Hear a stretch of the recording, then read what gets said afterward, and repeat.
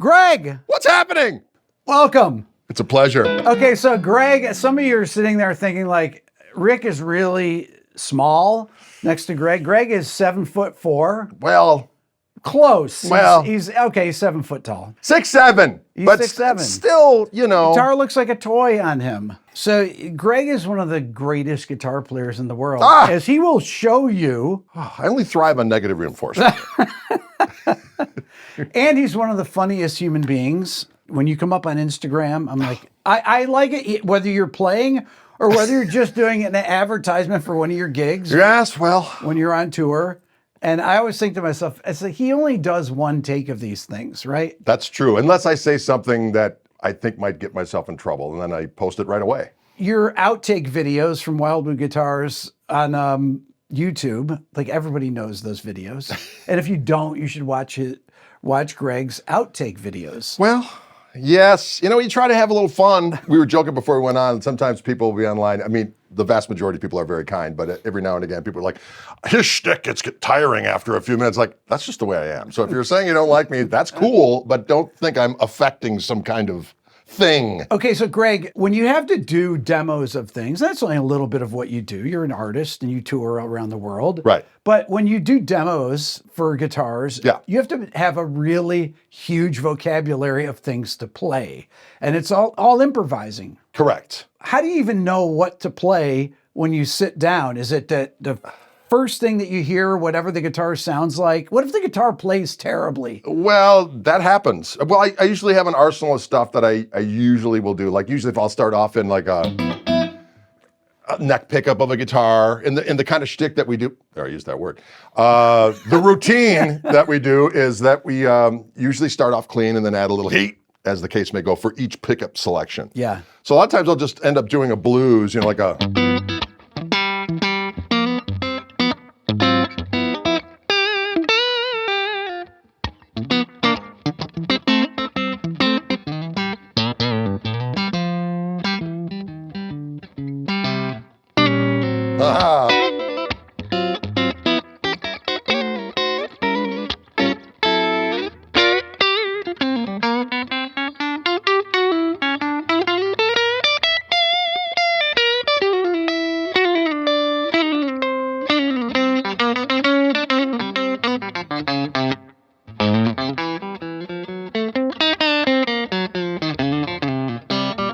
Then I might add a little heat and go.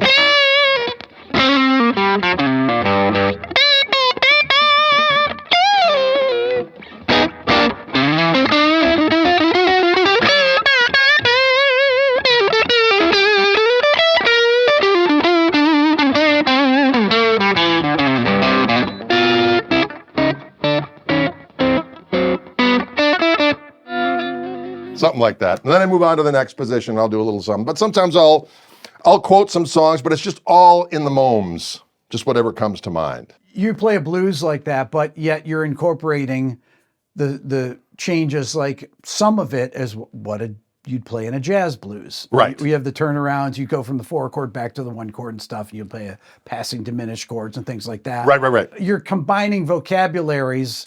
And it's interesting because you'll use not too much jazz stuff to where it sounds like you're a jazz guitar player. Right. Talk about how you do that and why you do that. I like knowing about the harmony of jazz, and I'm into certain vocabulary of single note jazz, but I find that with all respect to jazz players, in order to be a true jazz guitar player, you have to immerse yourself in that vocabulary and know it left, right, and center. And that was never really my aim. My aim was just to be a wise-ass blues guitar player that knew his way around some other stuff. Okay, so who are some of the jazz players that you incorporated stuff from? Well, I think early on when I was up, I did go to school for music. I really majored in beer, if we're honest, but I got past that. But I went to a school in the middle of Wisconsin, University of Wisconsin, Stevens Point.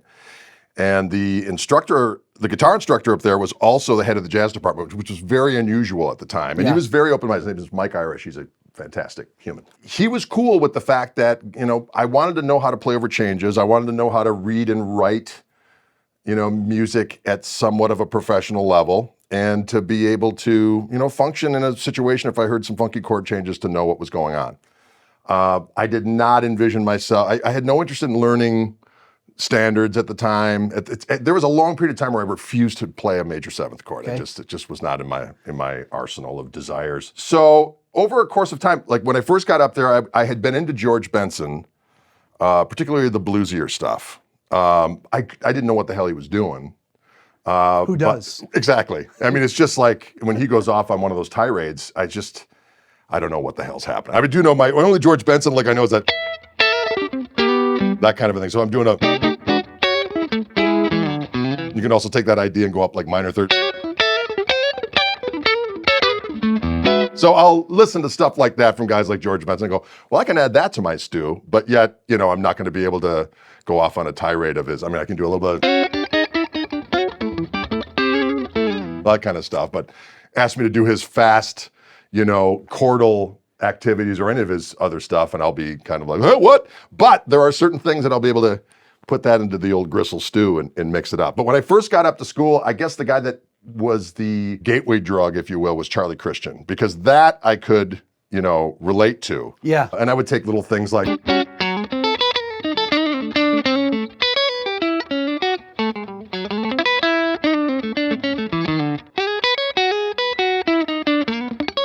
for the five. Yeah. So little things like that made to make sense to me to be able to play more over the chord changes of a blues instead of just kind of sticking to pentatonic land. Not to interrupt, for those people that don't know who Charlie Christian was. Right. Charlie Christian played with the Benny Goodman Orchestra back in the late 30s, early 40s, and unfortunately passed away very young, and was the first kind of electric guitar hero. And was a huge influence on people like Wes Montgomery, and really, honestly, all the jazz guitarists that came after him, and blues guitarists. Right, and was an embryonic bebopper. Yes, that's right. It was something I could grab a hold of that made sense to my blues brain. And then I really got into, thanks to my buddy Mike Irish, prior to that, right before I went to school, I went to this little jazz camp when I was like a junior in high school. And I was playing a telly at the time, and I had my blues game together, if you will.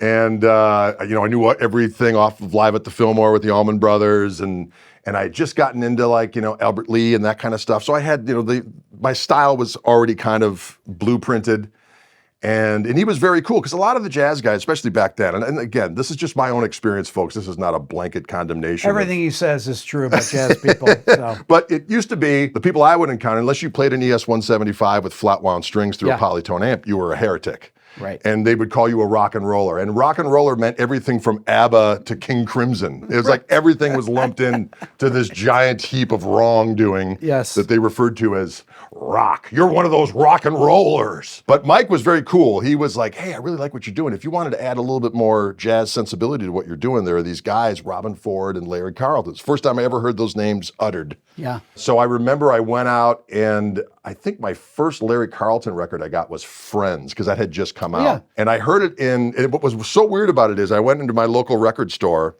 right after I went to that camp, and they were playing something.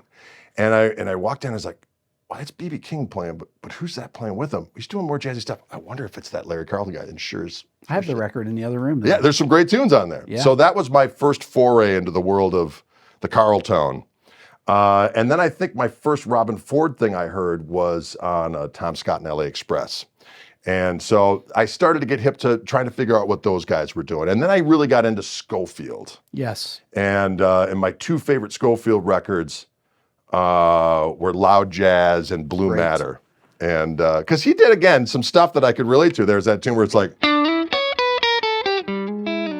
yeah, that's something my blues brain could comprehend. But he would do some outside stuff too that I like. When he would do that over like a blues, like, and I was like, oh, I'll be taking that and adding that to my blues soup and throwing that in at the blues jam and just inspiring hate from all of the blues. Scofield did a lot of this languid or something that's liquidy sounding lines. Yeah. He was kind of the opposite because he would add blues to his jazz playing. Right. But he had always had that skanky, filthy, bluesy approach to his thing that I really dug. Yeah.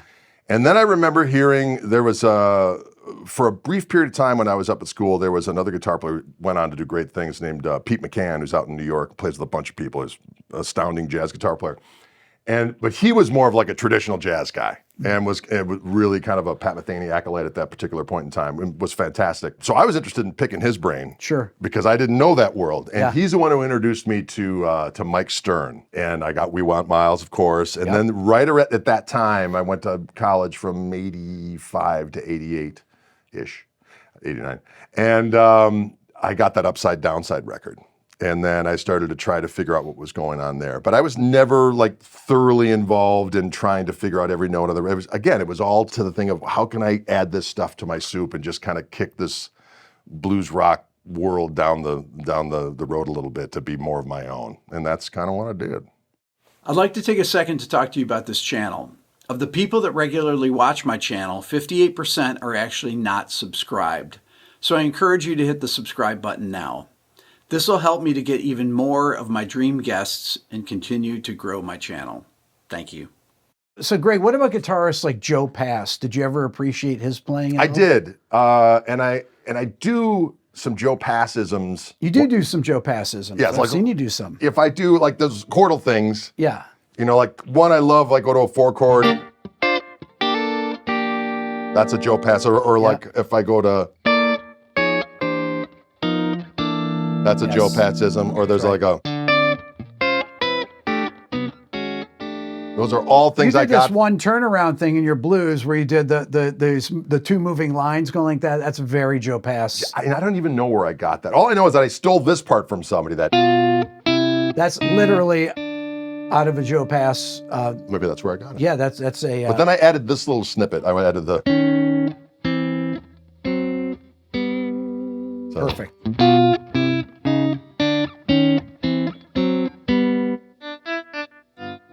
And the wiseacre finish for the kids. Okay, so talk about your rock influences. Yes. So who are the people that were, who are your main rock influences? Well, Hendrix was my all-time favorite. Yep. And Cream era Clapton. Those are my two main things that even to this day I go back and play along with all the time. I did a report on Jimi Hendrix when I was in 3rd grade. Because I roomed with my brother. We were talking about this. We both come from families of 7 kids. Yep. The Church of Rome. And I was the youngest of 7. My brother was the oldest. There were 5 girls in between. So I had to room with my brother, and I was exposed to his record collection.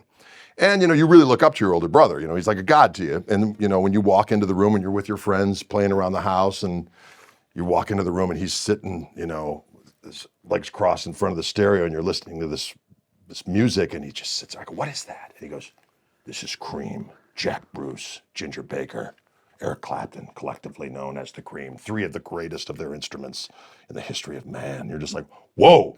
So from there on, I was like, Clapton was, especially that Cream era, up through like 1970. Don't get me wrong, folks, I still am a fan of that stuff afterwards, but I will just say the intention, I kind of put it as this way. For me, it's like prior to 1970, his voice was his fingers on the guitar. And after 1970, his voice was his real voice. His voice. And he still played great guitar, but the intention was different. Yeah.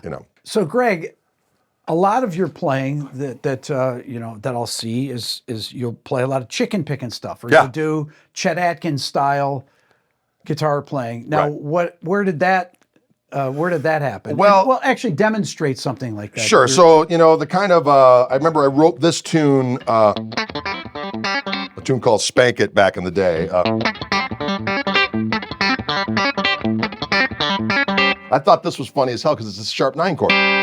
Thought a Jimi Hendrix chord in a country song. How awesome. But I had, Dire Straits, I'd hear him do any kind of rhythm type of thing, Mark Knopfler that is. It'd be like...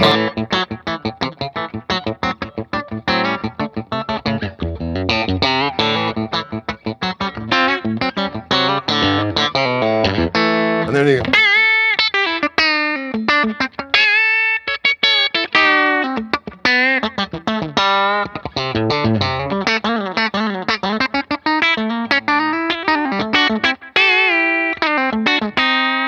So that was stuff I just kind of, Knopfler, and then I heard Albert Lee playing with Clapton. Mm-hmm. And so then I was hearing him doing, all that kind of stuff. And then I heard Ray Flack playing around 1983. There was a record called Ricky Skaggs' Heartaches and Highways and Heartaches. Mm-hmm. And I heard him playing. And so I thought, man, that's cool stuff. I want to add that to my arsenal as well. But again, I never really liked straight ahead country music at any point in time. I just liked that sound. So then I heard, I learned a...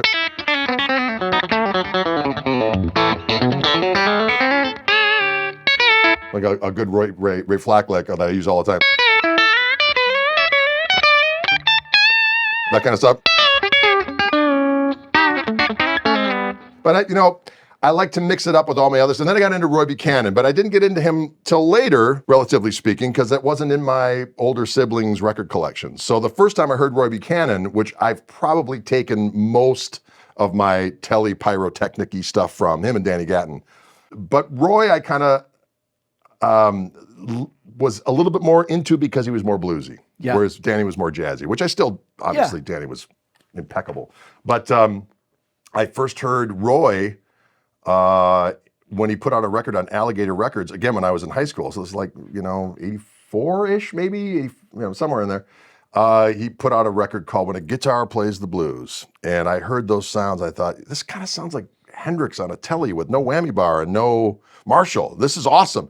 And then when I went up to college and there was Sneaky Pete's Blues Cafe radio, and I would listen to it whenever it was on. I remember I had just taken a shower and come back to my room and I'm hearing this blues and I'm hearing these sounds. And when I talk about Roy would do that kind of stuff, I was like, that sounds like Band of Gypsies. I just stood in my tracks like, this has got to be Roy Buchanan. So then I did the deep dive on Roy, learned an absolute bunch. But what I would do initially is that I would always do my chicken picking separately from my flat picking. So the Knopfler way of playing, I learned with my thumb and first finger.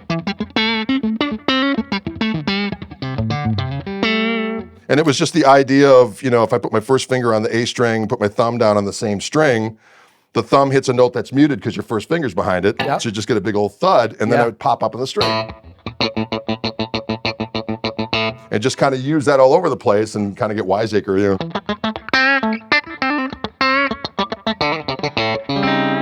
Right? Or, or whatever. So I started to just kind of apply that kind of stuff to my playing, but there was kind of this delineation between blues playing with my pick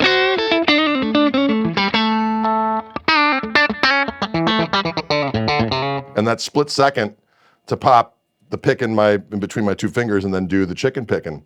And in my darkest brain, I was thinking, in that split second that it takes me to whip that pick over there back and forth, I probably could have thrown in another 147 notes. So I thought, I've got to figure out how to do this chicken picking with the pick. And I knew guys were doing it. So I knew Albert Lee did it. Hybrid picking and stuff. Exactly. Yeah. I knew that James Burton did it by that time. I was hip to which seems so weird to get into James Burton after being into Albert Lee and Roy Buchanan. I was like, oh, there's the guy that invented it all,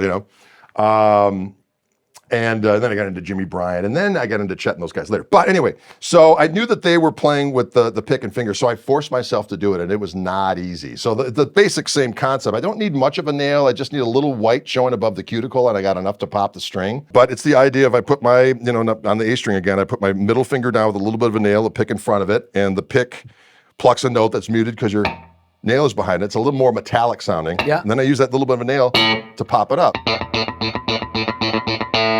So I kind of go between the both now, depending on what I'm doing. Like if I'm doing a bluesy thing, I'll always use my fingers. If I'm doing my Albert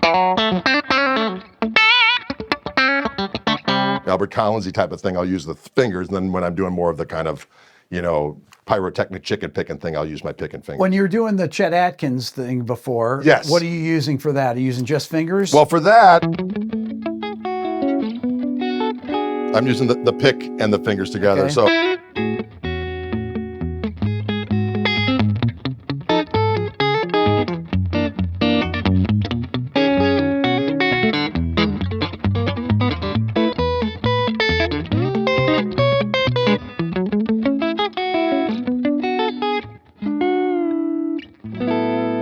So I had to learn how to do that. That took me a while. And there's kind of the gateway drug for that world is kind of just doing the mystery train thing. Because the whole thing is you got to keep that pick going like this. I think what messed me up initially when I tried to figure this stuff out is I felt, well, Travis picking technically is like going, like a A string, D string, E string, D string. And then I realized all it really has to do is to kind of sound like you're doing a stride piano thing, because that was originally the goal of, I think, Merle Travis to do that. So, but a lot of times when I show this to people, they'll skimp out on hitting the E string every time. So or the E string, D string is always going like this. Do it slow, it's like. And I'll always use my palm to just kind of mute that.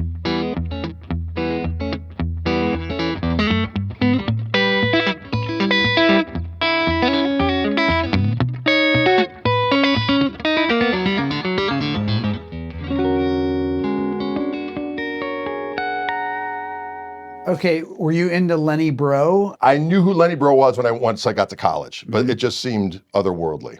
So the only kind of Chetish, or like I could do that kind of like Cannonball Rag thing. A buddy of mine at college who was older, his family was a musical family. They'd have like a big family reunion every year, and they'd all play different musical. He played saw as well as guitar and banjo, you know. So to me, it's like anyone who could play that style had an uncle that played, or a family member. It's like Uncle Bob showed me how to play that Merle Travis stuff and the Chet Atkins. Like I had one uncle, his name was John. He worked in a bank. He didn't show me a damn thing. So to me, it just was, it was beyond my realm of comprehension. And I remember specifically being out doing a Fender thing back in the day, probably 20 some years ago at this point, good God. And my trio was playing at, I believe, the Guitar Center in Hollywood, doing some kind of a guitar festival-y type of thing inside. And we played, and then when we were on break, I went into the vintage room, and Doyle Dykes was playing. And he started off, and he was playing like a blues, where he's like, you know,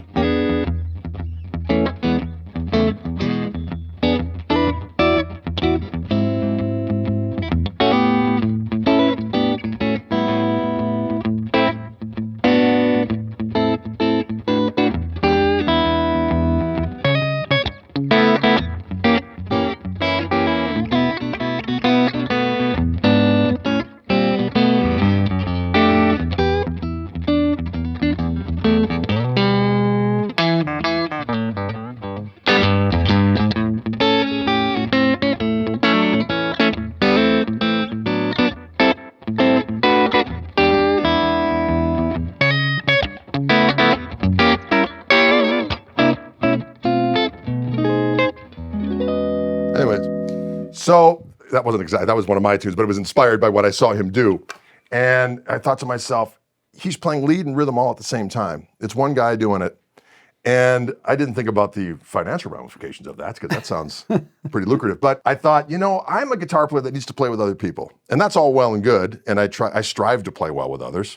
But wouldn't it be awesome to be able to just sit down by myself and play music? Right. And so I made a choice to learn some of those tunes. And it was kind of a combination of all kinds of different things. But I actually got a book of transcriptions, because I was doing a ton of Hal Leonard stuff at the time. And they had this book, Chet Atkins, Fingerstyle. And it had, I don't know, maybe 12, 14 titles in there. And I got it, and I was a little skeptical, because you're like, is it really the real stuff that he played? And I started going, and it took me like, you know, okay, here's 1 bar, here's 2 bar. Yeah. And then I would work on making them go at some tempo where I could do it consistently, and then 3 bars, and then 4 bars. Okay, review. You know, it took me a long time, but once I decoded it, thanks to that book, then I could hear the stuff by ear and pick it off the record. So I just started adding those to my arsenal, and then I started writing a bunch of tunes using that thing. But it just is fun, because I can sit around the house and just play, and you accompany yourself, and it's like, you know, I don't have to deal with humans at all. This is fantastic. Okay, so what about your slide playing? Because you're a great slide player. How did you learn how to play slide? You know, early on, the thing that struck me the most, I would say, was Mick Taylor's playing in the Stones. And a record I used to love to play along with was Get Your Ya-Ya's Out, the live Madison Square Garden thing. It's a treasure trove of glorious delights. And still to this day, it's one of my favorite things to do, is just play along with records. But back in the day, I'd put the record thing on. I had my little PV Rage screaming, and I would play along. But the thing that got me the most about his playing is that his vibrato was so great. So nowadays, when I play slide, I play a lot in standard tuning. Yeah. But now I've kind of gone back to playing. I've got a guitar set up playing open G, and then I've got another one for open E. Just because what's kind of great about it is I just don't know those tunings as well. So I have a tendency to just do more primal things, whereas I'm a little too wise-assy in standard tuning, because I know I can do this and I can do that. But the biggest thing for me is the vibrato.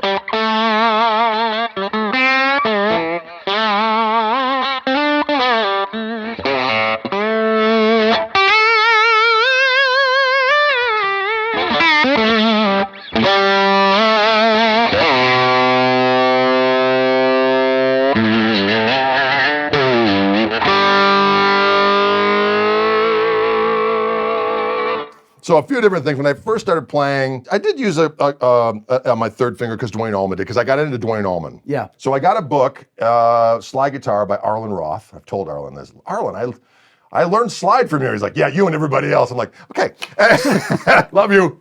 Don't get me wrong. That book was fantastic. And it kind of taught me this right hand thing, which I think is key to muting and just adding that, whenever you got, flesh on steel, sounds dirty, but it's not, you've got the ability to have a little bit more dynamic control. So the basic gist with the right hand is I've got my third finger on the high E string, my middle finger on the B string, first finger on the G string, and then my thumb draped over the bottom 3 strings.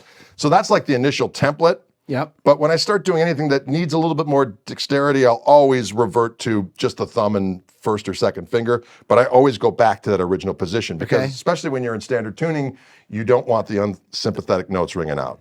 So, but you can also kind of pop the strings a little bit.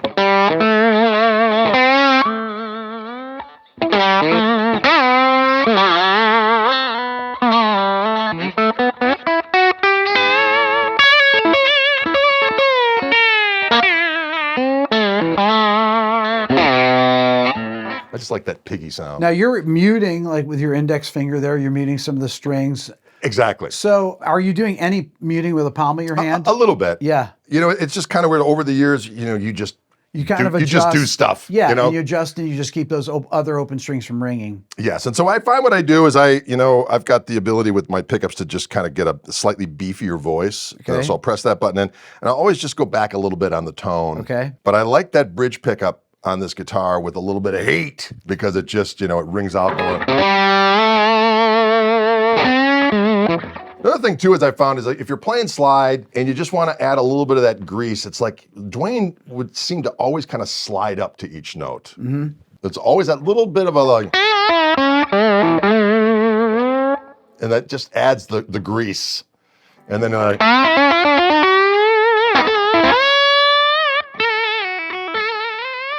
and I also discovered this thing where I was figuring out at some point I heard I knew who Derek Trucks was when he was quite young because I did some recording down at Johnny Sandlin's studio. It produced a bunch of he produced Brothers and Sisters and Laid Back and all these Allman Brothers. He was actually in Hourglass with Greg and Duane Allman, and I met him through my buddy T. Lavitz, who was a good buddy of mine and played from the Dixie Dregs. And we recorded down there, and he gave me a cassette. He's like, "Don't play this for anybody, but this is a guy, a young kid, Derek Trucks, and he had O'Teal's solo record on one side, and then Derek's on the other. And Derek did a version of Footprints. It was the first tune on the record, and I heard that. I was like, I'm just not going to play slide now, because I was like." This is like, because I just loved Duane's thing. I mean, I love Ry Cooder. I absolutely adore Sonny Landreth, who I've learned just a ton from. Mm-hmm. But there's just that greasy thing that Duane had. And sometimes his intonation would be a little sketch, but that's what made it awesome, right? Because he was going for stuff, and sometimes it didn't work out. But when it did, it was like a religious experience. But Derek had like all that grease, and his intonation was never off. I'm never like, off. How is this possible? Yeah. So then one day I was messing around. Oh, this is going back a few years now. But I thought, I'm going to try to decode this stuff because, my motto is if it can be done, then it can be done. So I started to mess around, and I was messing around with one of those kind of East Indian songs of his. I probably can't play it now, but all of a sudden I realized I actually pressed down with the slide to like finger with the slide on the fretboard and then go up right away to get these microtonal things like...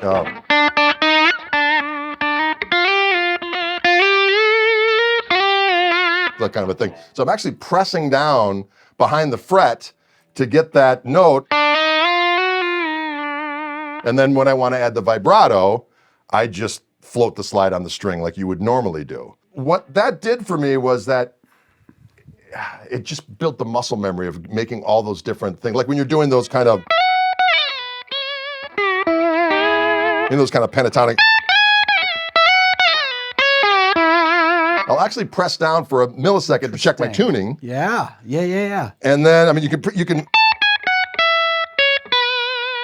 and then when I need to do the slide thing, then I'm playing more conventional slide. And that was another thing too, is that you realize that all of those things that make all the Sacred Steel guys, whether it's, Robert Randolph or all those guys, A.G. or Aubrey Gant and all those different guys.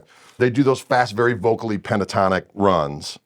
And what was funny to me was that, as soon as I got to college for music, actually even before that, taking lessons, the strict pentatonic scale was kind of in the arsenal of the heretic. You know what I mean? It's like more accomplished guitar players, play modally and they understand you can use these extra notes, and just playing straight pentatonic is really kind of barbaric. And then you realize, actually, no, it's totally cool if you just stick to those notes when you want that flavor. There's nothing like a straight major or minor pentatonic. So if you learn your minor and major pentatonics on each string horizontally and just use those, you can really add a very cool texture to things and then you can add those extra notes if you want to, but sometimes just playing those straight scales unleashes a very delicious flavor.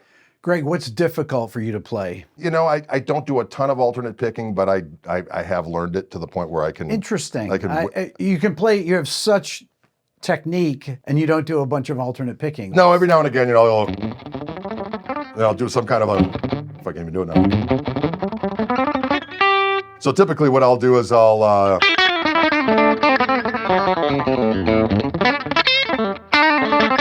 do a little variation.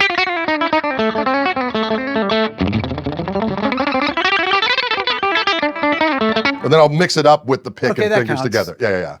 So every now and again I can do it. But I used to always tense up really bad, and now I can do it kind of off the cuff and do a relatively decent job of it. But I learned that the biggest thing for me about alternate picking that made I remember when I watched your episode with Tom Bukovic and Guthrie, he was talking about the same thing about being loose. And that I was like, absolutely, because when I first figured out that, you don't have to tense up and be all freaked out when you're doing that stuff, because when YouTube first started, I was checking up videos of all my old heroes. And I remember always just being in absolute awe of Joe Maphis and Jimmy Bryant. And I found a video, I think, of both those sons of guns playing. And they were playing the most amazing alternate picking things, clean as a whistle, and they looked like they couldn't be more bored. You know what I mean? They were just sitting there like their body language was just one of, this is just what I do. And I was like, oh, interesting. So then I rethunked the whole way I approached playing, because what I was doing is that, first of all, when I'm doing bluesy stuff, my hand always gets kind of more of a horizontal slant to it. Yeah. And then when I'm like, oh no, I got to do some kind of linear thing, 3 notes per, then I do you change your hand position. I change my hand position. Yeah. And then I found what I was doing is I was adding equal pressure to each finger, even though you only need 1 note at a time. Right. So then I realized, well, all I really need to do, so now I just my fingers are kind of draped on a string, and then I only apply the amount of energy necessary at the split second I need that note to ring to that individual finger. And that was a revelation to me.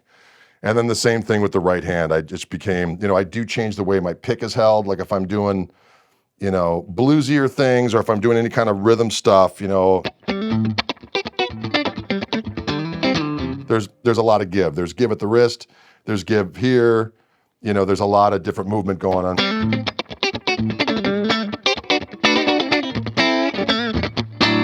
When I'm doing kind of the, again, I'm holding it like that, but as soon as I do any kind of alternate picking, I'll throw that sucker right against that knuckle. Okay, interesting. So that the pick doesn't move. And that, because when I first got to college, I couldn't even tremolo pick at all. Because when I finally was able to watch what Hendrix and Clapton were doing, and when MTV first came out, every Sunday night they would show the rock and roll movies. So I'd see, and I would record them all, of course. And they'd play the Goodbye Cream thing, or Jimmy Plays Berkeley. And I realized that, except for when they were playing chords, they were all downstrokes. So when I would play single note leads, they were all downstrokes. Until I got to college, and then I was like, wait, you can go back and forth? And I was like, this is heresy. Then I had to figure out how to do it, and I went through all these different things.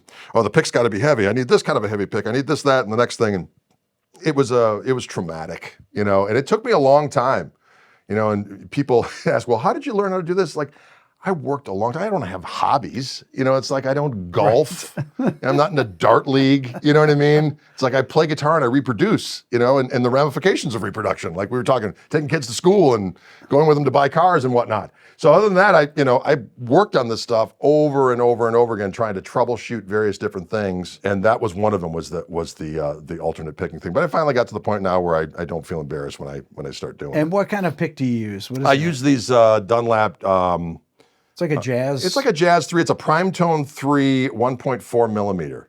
Okay, so a heavy pick. Yeah, it's a heavy pick, and I need the pointy end. I find that if the point starts going away, it's... You discard it then? I discard it. I throw it at someone in the crowd, and they go, oh!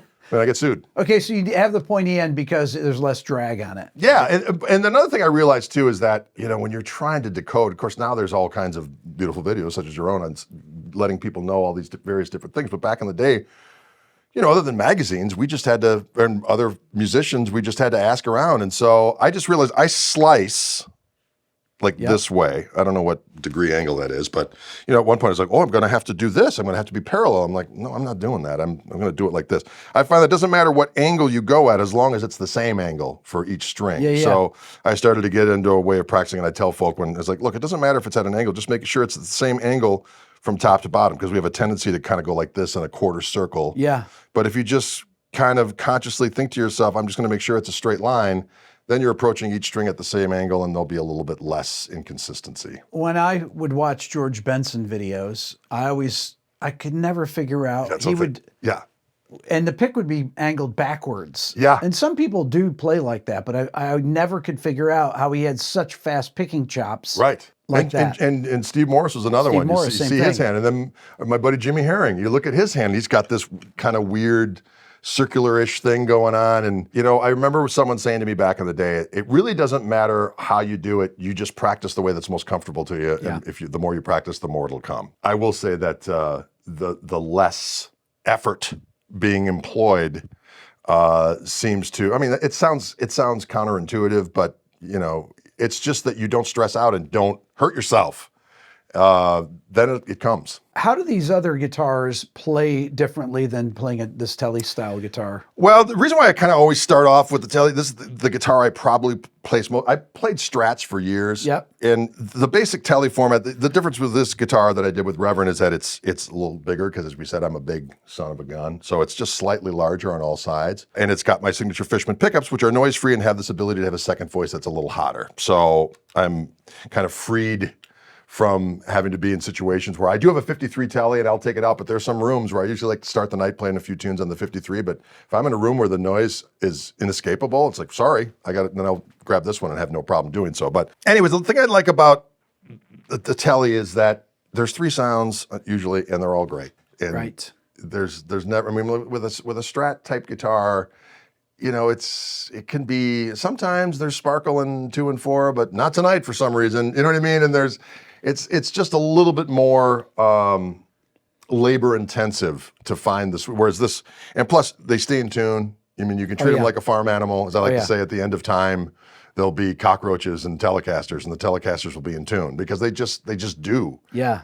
Why is that? Why do they stay so well in tune? I just think because, not having a tremolo is a huge deal. Yeah. But I just think that, the bolt-on situation, especially with a maple neck, I find that roasted maple is even more consistent because there's not any moisture in there that goes this way or that way.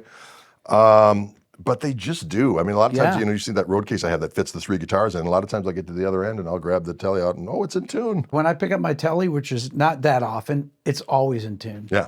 Just never think about it. And what's great about it is that it's good for the country stuff. It's great for the bluesy stuff. It's the ultimate rhythm guitar, both for that funk stuff and for the chicken picking stuff. If I do the Travis picking thing, it does all of those things well.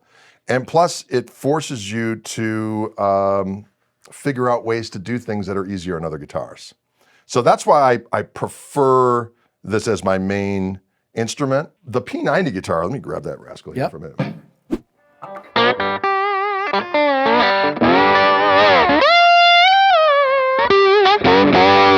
It's a mighty sounding weapon. It's so strange to hear these noiseless P90s like that. Yes. That really has a great kind of intense bark to it. Yes, it's got. But I like it. It's still got. If I turn the volume, I've got my Gristle King roaring with the clean boost as well. It's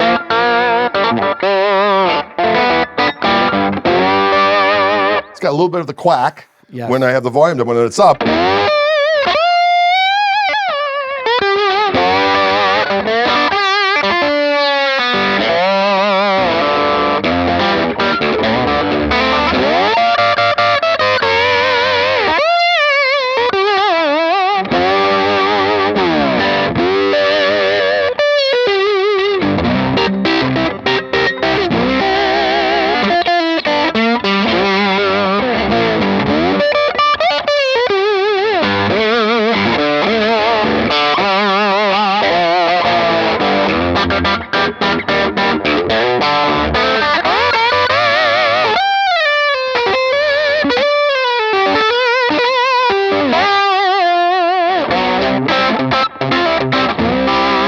It's a little out of tune too, which is perfect for blues, ladies and gentlemen. But you get the idea. I like playing with the open G, and again, I'm doing it. There's a Sonny Landreth thing to do it. Love that. Yeah.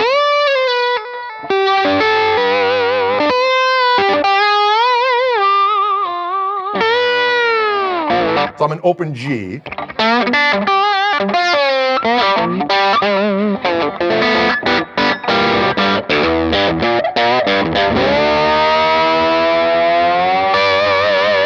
There's things you can do in open tuning you just can't do in standard tuning. And as I said, I mean, I know the tuning pretty well, but I'm still, I'm relatively like, oh, what's that shape again? And, which is cool because then you got to fight it. It's so funny. You're playing, the humor in your personality is so part of your guitar playing. Like I was thinking, like you're always just having so much fun. I do. I mean, I love it. I mean, you know, I got back from dinner last night and I cracked the guitar out and I'm playing. I mean, I love it. I just enjoy it. You know what I mean? But you're a practicer. I play every day. I wake up in the morning every day and I just start, you know, a lot of times I just play, but I do learn different things. And typically I'll, you know, come across something and be like, well, that's kind of cool. I think I'll check that out and try to incorporate that. But I just like playing. I mean, I'll just sit around, like if there's time to be wasted, and it's like, oh, I did this and that, and my wife's doing something, and the kids are doing something, I'll just pick up the guitar and just sit and play. Like first thing I do, wake up in the morning, I get a little coffee, I sit down, and I just start playing, which is never gets old. Should we plug in this beast for a minute, see what that sounds like? Hear it. But this little beast here, this is the new one. I do like Mr. Wiggles to engage in a little.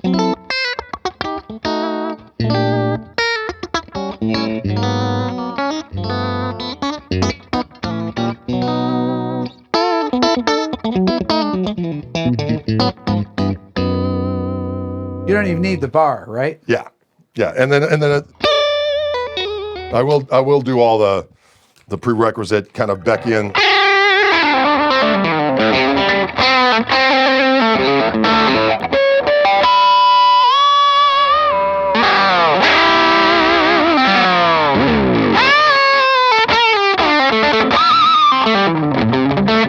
That's the Roy Buchananism. Yes.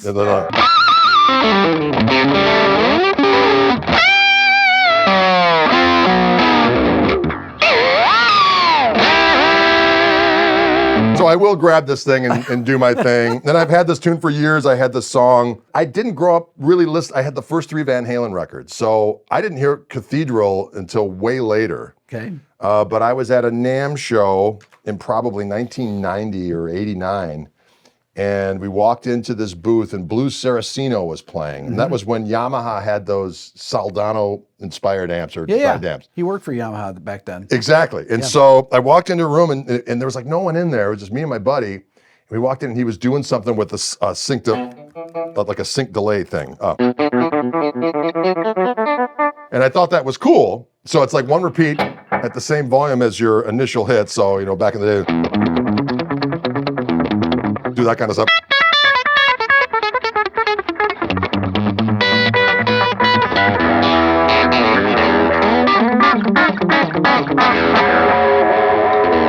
Anyway, so I was going through the phase at the time, which I think every guitar player goes through, at least back then when we had answering machines, ladies and gentlemen, is that you felt compelled to leave a guitar playing message on your answering machine. I never did that personally, but Are you sure? I was guilty of it. I didn't do it much, but I was like, well, if I'm going to do it, I'm going to do it. So one day I was messing around. I had my little delay pedal out. I had one repeat, and I was messing around with the volume slurs, and I came up with this tune just to put on the machine. So it was something like, you're not in right now. Leave a message. I'll get right back to you. So I left that message on the machine, and people were like, dude, I don't know what that is. You should make a tune out of that. So I did, and I called it Tonus Diabolicus because it has the flat 5 in it. But this tune kind of typifies how I kind of put tunes together, because it's just kind of, I was like, well, I got that riff. Now what else? And that riff basically comes from, it's a Mike Stern lick. I'd heard him do something like, and so when I added the delay to it, I just kind of abbreviated a little. And then I did this extra little thing where, and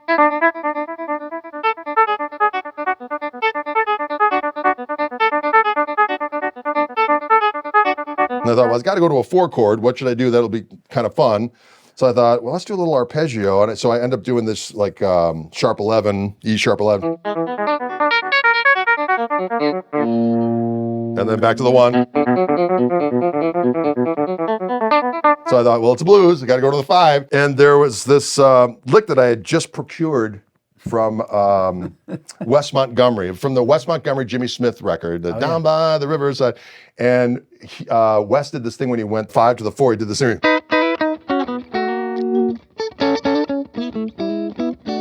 So I thought, okay, I see you. So then I ended up doing this.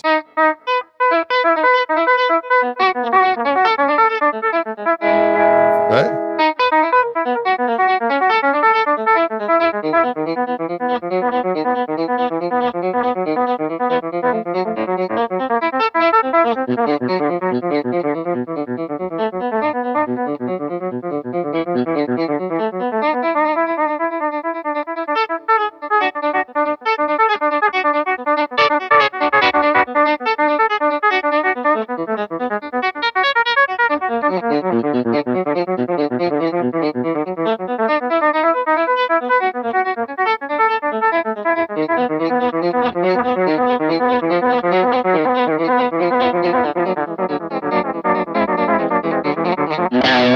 Off to the races. Well, what's kind of cool is that is insane. I can use my pinky to kind of hit the whammy bar to get like a little extra warble, like.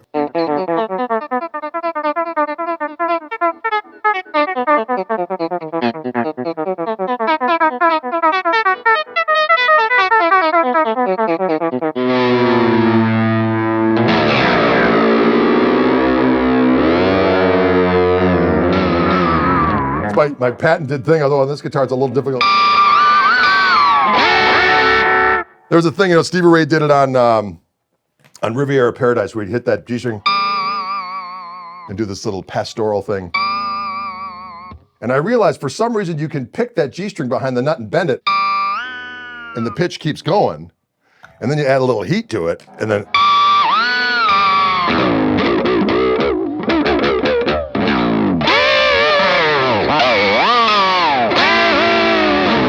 And annoy your neighbors, which is key. Is the guitar in tune right now? Oh, that's a good question. Let's see what. Not bad.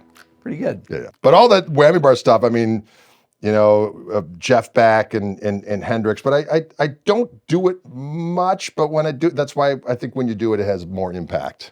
But there's so many, again, with the tapping thing, so many people have that stuff covered that if I'm going to do it, I like to do my little wise ass take on it, but then run screaming back to the other instrument.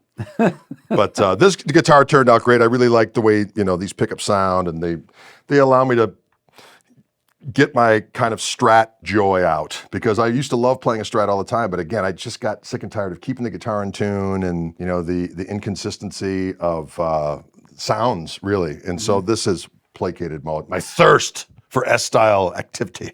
So the Fishman, these are all Fishman pickups, correct, right? Yep. What was the first pickup that you did with Fishman? Well, the story what was interesting about it is my buddy Richie Fliegler, who was, he was the marketing guy for Fender for years, especially in the years where I was doing all the different stuff.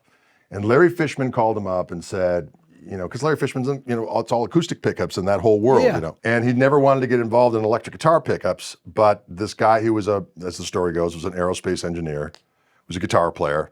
And instead of having copper windings around pole pieces, it's the winding is actually on a really thin circuit board, an aerospace quality, really thin circuit board. Then you stack those up. And what's the theory of that? The theory is that it's a blank canvas to be voiced. You have to have a preamp on board. So the coil by itself, with that coil, the Fluence core, if you will, would just sound kind of anemic by itself without being amplified by a preamp. Yeah. But because of the preamp, you can voice it in real time with someone sitting there. And we would have these guitars, these shuttle guitars, where we'd have like the single coil that we were going after to get the sound dialed in, and we'd pop those out and then pop the Fluence one in and go, now let's change this and change that. And you could do it in real time and then pop it back in again. And then also deal with the noise problems. Wait, explain do it in real time. You could adjust the tone. Yeah, so the guys at Fishman had developed a program. Yeah. How's it connected to the guitar exactly? They had some kind of dingle hopper flux capacitor. Okay. Which allowed us to change them as I was going. To do X, Y, and Z. And then we'd put the other pickups back in. And every time that we were doing pickups, by the time we were done, I preferred, especially my 3 signature sets, which I had final sign off on, I liked them better than what we were actually going for. And they have multiple voices. I mean, theoretically, you could have more than 2 voices, but they thought, let's give them 2 voices. And it's not like you're adding something to the first voice. The second voice is just a complementary voice that's a little hotter and maybe a little fatter, depending on your preference. But what I like about it is there's no 60 cycle hum. They sound great because prior to that, I mean, there are plenty of great pickups out there, and I'm not saying that no one should use any other pickups ever again. It's but just they that, shouldn't. Right, exactly. But what's great about them is that previous to this, I think there were pickups that were noiseless that sounded pretty good. You know what I mean? Yeah. But you preferred the sound of X, Y, and Z that made noise. Yeah. And with these, it's like they sound amazing and they're noise free. Yeah. And they have this versatility of having that second voice and there's no noise. As I was saying earlier, I've been bringing out the 53 Tele and I'll play like the first 3 songs on it because I thought I bought it. I might as well play it. Right. But there are nights where I will go out and it's way too noisy and I can't use it for that reason. But then I will switch from playing that guitar and it's got a thing. There's just no doubt about it. Yeah. And you play to those things. Yeah. But when I get to my Fluence fueled device, Fluence of the pickups, Fishman Fluence, I have the full pastel palette of which to go from, and not necessarily pastels either, but I have the full gamut of what I want to do. But it's fun to play to a challenging instrument that maybe doesn't play as easy, right? Or maybe the neck pickup's got the thing, but the bridge pickups has got that, and you play to that, and that's fun. But it's also fun to grab the superhero axe that does it all, and away you go. Okay, so your pedal board, that's the other thing I want to ask the Koch Nest Monster! Okay, so tell me about how this came about and what is on it. Well, Jam is a company from Greece, JAM, and Giannis is an old buddy of mine. I first met him, I think it's going back to the days of MySpace, because I think I was headed over to do the Gothenburg Guitar Show in early 2000s, and I got this message from this guy. Hey, I'm a pedal maker from Greece. I'm going to this guitar show. I'm a fan of your playing. Would you be interested in checking out my pedals? And so he came to a gig that we were doing, and he brought his pedals in, and I loved them. I thought they were really cool. Variations of like classic pedals, but tweaked just enough, and the artwork's always killer. Just really quality, cool stuff. So we kept in touch, and I'd always see him, and and then I did some videos for them, and those turned out great because they have really excellent senses of humor. So we really hit it off. And then we played their 10-year anniversary party where we went to, they flew us to Greece, and what an amazing experience that was. They do things with meat, Rick, that not other people do, and it is delicious. At all hours of the night, they got meat slinging. Anyway, so we feasted, we rocked, and I would always use various different things. I always loved their wah-wah pedal. They had a great fuzz that I like to use, analog delay. And their univibe effect, the retro vibe, was always my favorite. Started bringing the pedal board out, and then my friends from Greece were like, hey, what if we did like a custom multi-effect pedal for you? It'll be like the first signature multi-effect. I said, great. And we started talking about what we should put on it. And I was like, we got to have the wah. But the thing is that my buddy Tim Yarning, who I went to college with, he's a great guitar player and singer as well. After he got done with music school and, a few years after that ended, he's like, I think I'm gonna go back and become an engineer. And so he did. And so he had an engineering background. He started making pedals in his basement, and a ton of people use them, like Jeff Coleman's Bombastic, whatever, which Lukather uses. That's one of Tim's creations. And Tim made for me, he initially had this clean boost called the Luxury Drive, which Mythos is now making a. Yeah, I know that. So that's Tim's pedal. And then he made for me an overdrive. He's like, I got this overdrive circuit. I think you're really going to like it. So he sent it to me, and I loved it. He goes, what should we call it? And I said, let's call it the Diabolical Gristle Tone Manipulator. He said, fantastic. So it became the DGTM. So then I was doing gigs, and I was using this DGTM, and then I was using this clean boost, the Luxury Drive. And I said, hey, Tim, what if we did a combo pedal where we have the clean boost with the DGTM? He's like, fantastic. What should we call that? The Gristle King. So then that became that pedal. And I've been using that since probably 2003 maybe. So when we were talking to the jam people, I'm like, well, if we're gonna do a pedal that I would just bring one thing and have everything covered, I'd have to have my Gristle King pedal because that's my jam. And so we talked it over with Tim and made sure it was cool with the jam pedal. So there's a version of it on this pedal. Now there are two versions. This is the Koch Nest Monster Supreme. It's got a chorus that I use for kind of like a Leslie type of thing. Yep.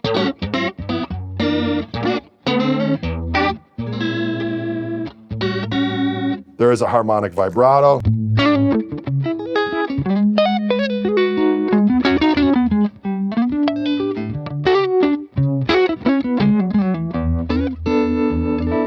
So I'll use that. There's the analog.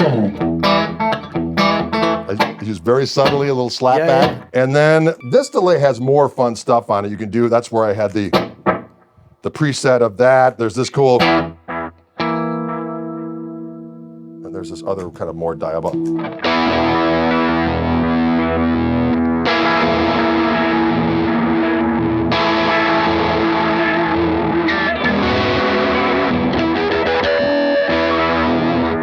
So that's fun, and you can have all kinds of different presets. It's got the, it's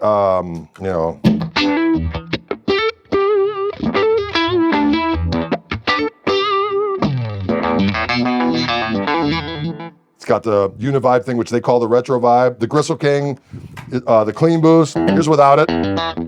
Here's with it. Here's with the overdrive. There's a fuzz on board with a Eureka fuzz, somewhere in the neighborhood of between a fuzz face and like a big muff.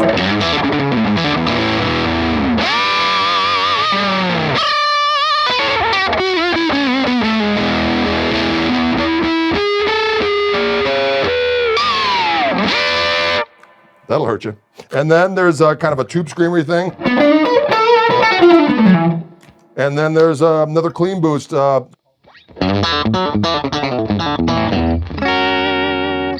So it's basically, and then of course the wah is killer. They're wacko.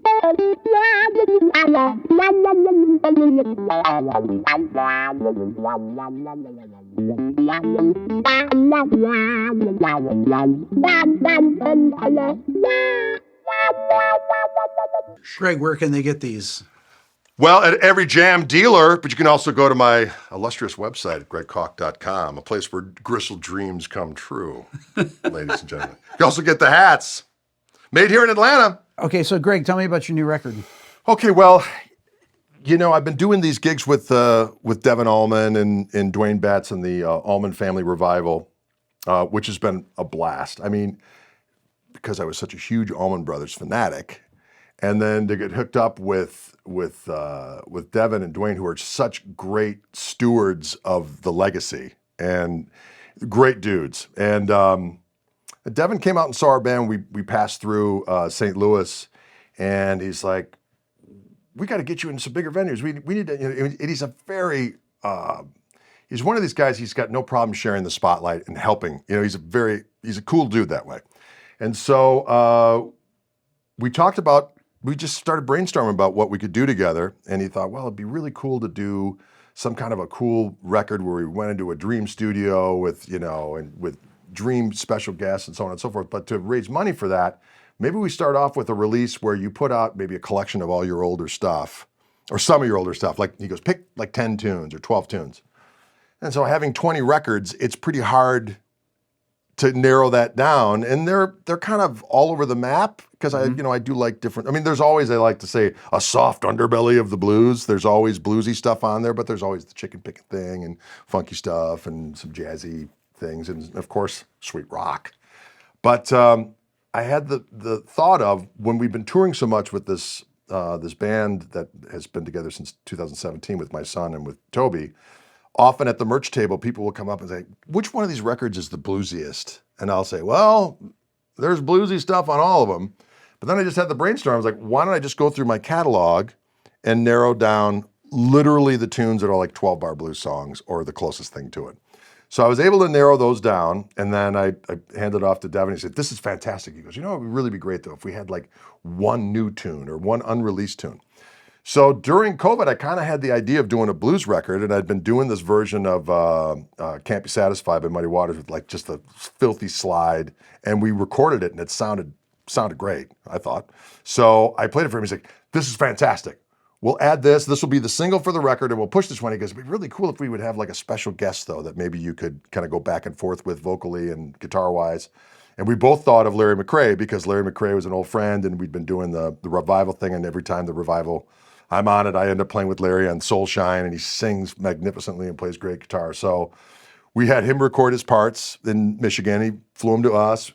We put him in. It sounded awesome. So I played that for Devin. He's like, this is fantastic. Man, if we only had one more tune. And I said, well, it just so happens I've got this other cool Muddy Waters tune that I did a rearrangement of the progression a little bit and rocked it up. And I said, I'm not convinced. I'd probably want to re-sing it because I don't like the way my vocal turned out. So I played it for him. He's like, this is fantastic. Is this what we're going to do? We're going to have Jimmy Hall sing on it, and we're going to get the Memphis Horns to play on it. And so I'm like, really? So within like a half hour, he had arranged it. And I got to know Jimmy from doing the revival, and he was all about it. So he ended up playing harp and singing on it. It sounded awesome. And then we handed it off to the guys from the Memphis Horns, and they did a fantastic job. I was a little worried because, I can arrange for horns. Uh-huh. And so I was in, but it's surpassed my expectations. They just did a fantastic job. So those two tracks are brand new, and they slap, as the kids say. So the record starts off with those two tracks, and then we were trying to think of what we should call it. And of course, I'm like, well, let's call it like Gristle Blues or something like that. And he's like, no, Gristle's your old thing, and not that it's, it's your brand and all, but we need something new. So then he was throwing out some other different names, and let's just call it what it is. It's blues. So it's literally Greg Koch blues, and he had this idea for a cool Blue Note cover. And so he had this idea for a picture, and then my wife's the graphic designer, and she made it all happen. So it looks cool. It looks like an old Blue Note cover. And then we added a bunch of other tunes in it from my back. Stuff ranging back 30 years. But what's so nice about it is that it's made me realize I've kind of gravitated towards simpler compositions. I think that my style of playing, I can play over chord changes. I enjoy playing over chord changes, but there's something that's even more effective about doing what I do over a simpler context that translates better. And the reactions of people have been, my favorite one was this guy said, really enjoying the new record. It's so weird to hear you play normal music. Like, okay, however I get them. But so it's been fun. So that just has come out, and we did vinyl and we did CDs, and people are enjoying it, and we're touring behind it, and people can get those wherever they like to get stuff. And you can certainly get them, of course, at the infamous GregKoch.com. Greg, such a pleasure to have you here. Oh, well, thank you so much for having me. I really appreciate it. I watch you all the time, but we've met in person one time. Yes. Way back at NAMM in 2020, but to hear you play in person is unbelievable. Oh, well, thank you. So cool. Just having a little bit of fun. Awesome. Thank you. My pleasure.